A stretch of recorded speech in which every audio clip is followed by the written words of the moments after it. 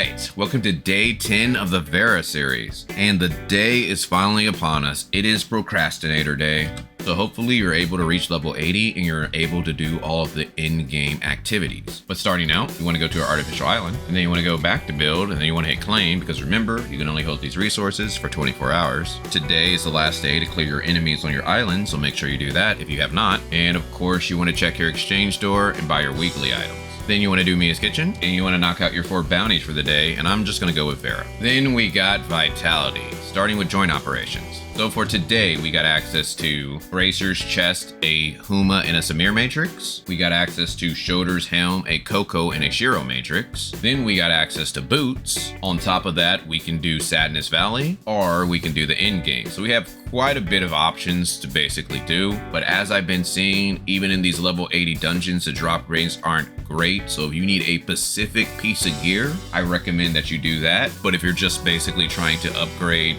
an ice set or a volt set, then you might want to do these in-game dungeons. But if you still need weapon materials, of course you want to check Interstellar Exploration, and you want to see if you have any level 3 Stargates. Remember, the best way to tell is to look at this weapon battery category. If it has a number 3, it's a level 3, and if it has a number 2, it's a level 2. And if you don't have any good Stargates, you could always do Dimensional Trials.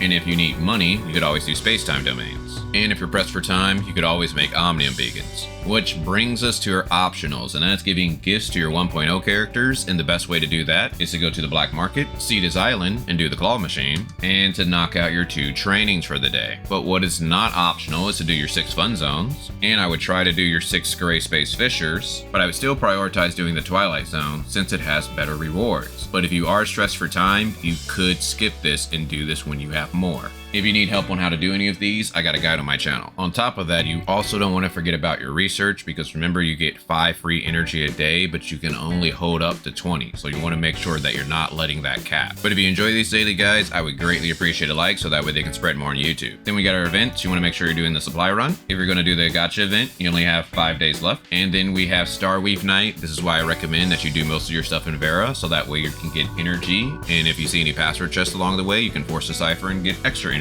Which brings us to our weekly tab. You want to make sure you're doing enough things down here so that we can get everything up top.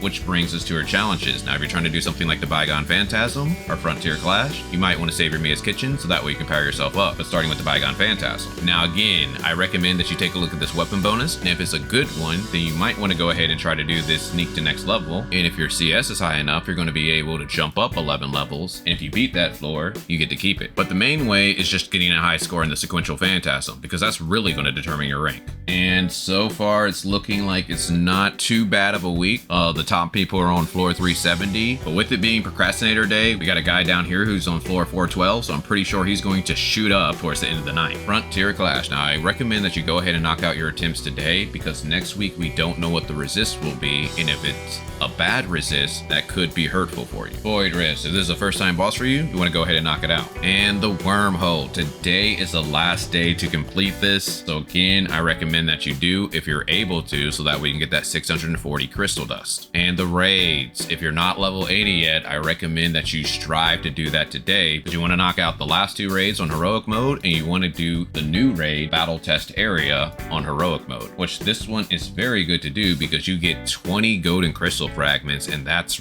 really good. Break from Destiny. Now again, I recommend that you do this at least 1 time, so that way you'll be qualified to get at least 250 dark crystals. And Apex League. If you're trying to reach Grand Marshal, you might want to put a couple hours in each day. But again, just like Break from Destiny, make sure you compete at least 1 time. Then we got our daily buys. So you want to go to Shop Hot and buy your Vitality solutions. But again, I have over 100, so I'm going to pass this time, but only buy the ones that you can afford. And today is the end of the week, so if you can afford it, try to buy your advancement modules and your booster modules for the week. And if you want to well out, you already know about appointed research.